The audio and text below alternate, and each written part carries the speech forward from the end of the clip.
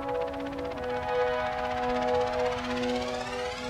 created our very own DIY animatronic dinosaur, and this series of videos tells you exactly how we did it.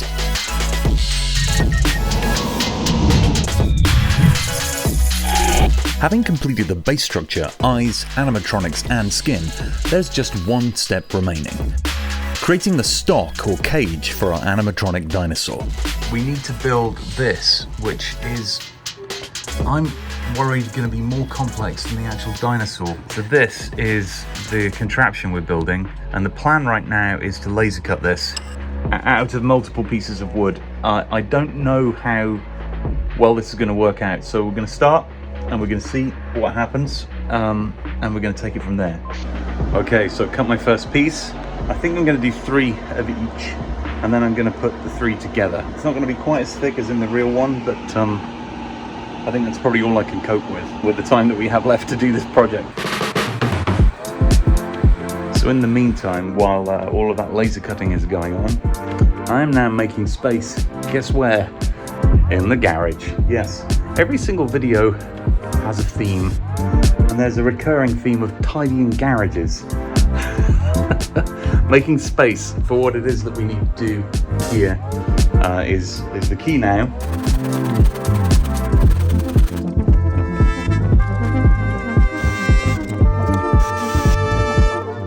All right, the frame is done. This is the basic starting point of the Raptor cage. Celeste is impersonating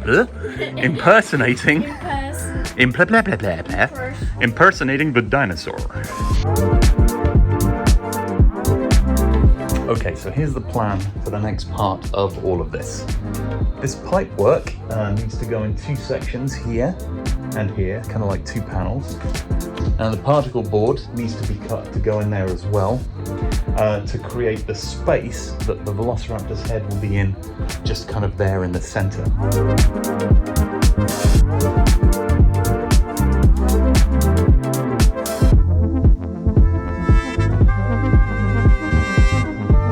So you can see we are making progress here. Now we're going to have to get a heat gun so we can bend this pipework. Okay, so this bend here where the neck is, we're going to put Celeste's neck through it and then put a heat gun on it and gaffer tape her in there until Halloween.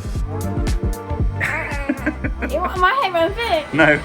So I've never done this before, but I'm making the assumption that we're going to need to evenly heat this so that it's pliable enough to be bendable.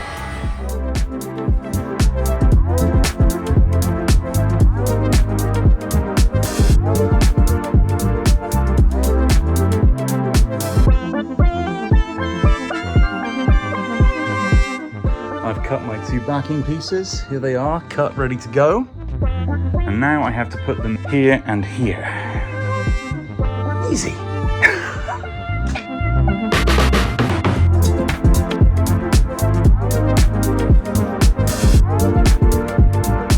Night is falling, but we are making very good progress. Look at this. It's getting there. It really is getting there. Oh, now Celeste is bringing the Raptor head. I don't think it's going to fit. Go down, down, really low, really low. There we go. Yeah, it's going to work. It's going to work. Yeah. Look at that. So last night I put some, hopefully you can see that there, wood filler on this laser cut piece for the muzzle. I did a similar thing on this piece here, you can see. So what I'm going to do now is sand this so that it's got some nice flat edges on it.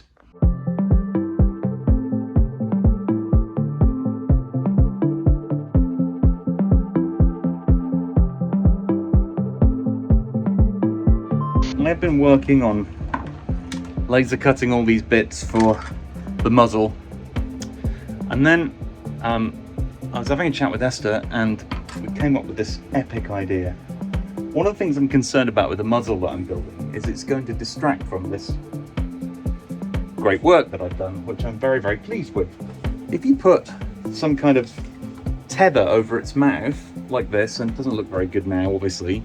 But the idea being that it's, if you can see that, kind of tethered to this base plate that will be metallicized. I think that'll look pretty cool, and I think that might look a little bit cooler than the kind of metal muzzle. And I'm actually a lot more excited about that than doing the muzzle the way I was going to do it before. I'm going to go here and here, and then the chains are going to run through them.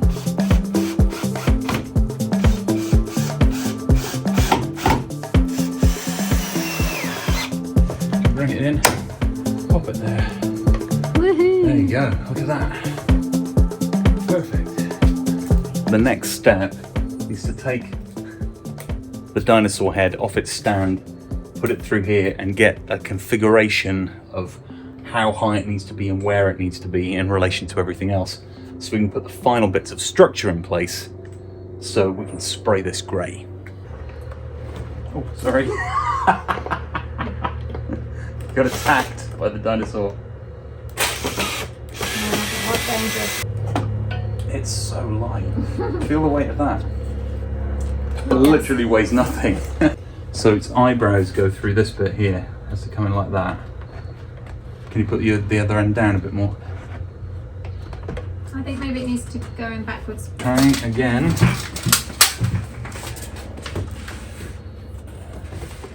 Right, so it needs to go back there, doesn't it? So if we...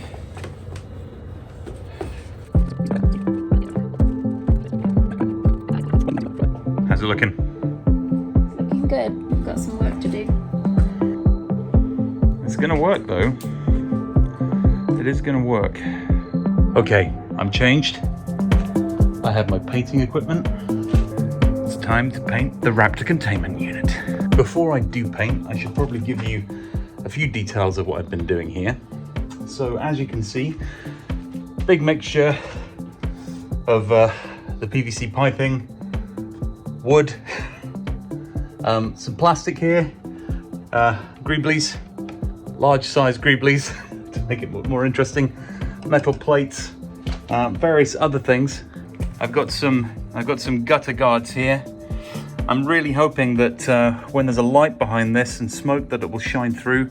Probably going to put some additional gutter guarding up here. And just a few other little details. You'll notice I've put a glue gun line around here. The idea of that is that when this is painted, get rid of that little thread there. When this is painted, that would hopefully look like a weld. We shall see. We shall see. And then this is the handle, of course, to control shutting this clamp on the Velociraptor's neck.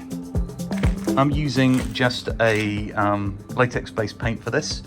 I have done a little bit of sanding from a priming point of view, but as this is not going to get a lot of touching happening to it, it should be fine. So I'm just checking in. The camera looks dirty.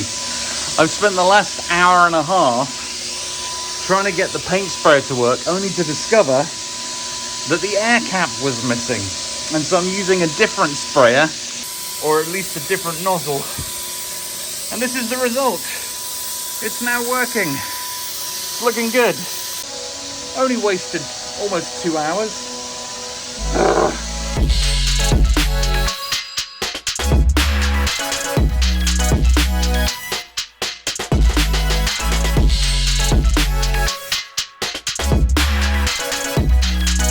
Okay, people. Time to spray this with this. It's a few hours later and it's dry. Look at it. It's looking fantastic.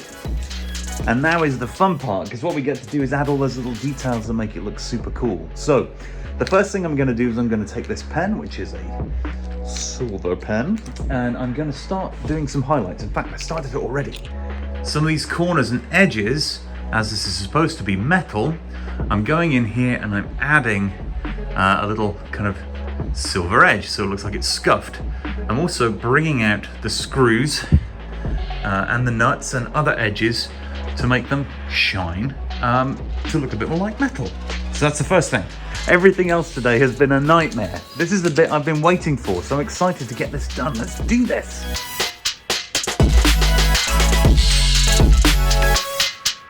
These nuts and screws, you want to bring those out so they pop. And all it does is just adds a layer of interest to these surfaces that wouldn't be there otherwise. You look at these ones that haven't been done, and then these ones, the comparison is obvious. So I'm just going to keep on it.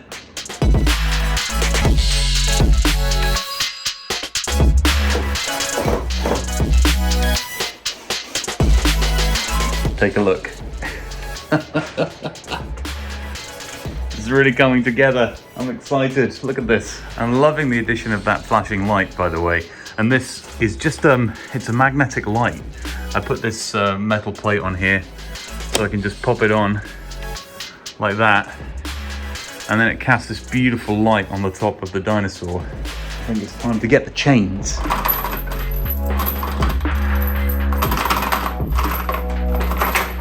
The idea is that when this moves, we're going to get chains rattling and clinking as well.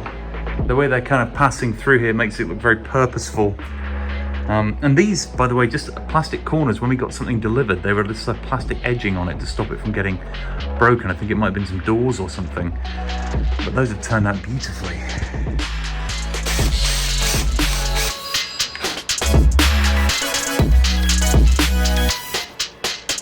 Yes, maybe 2 will be fine. We shall see this.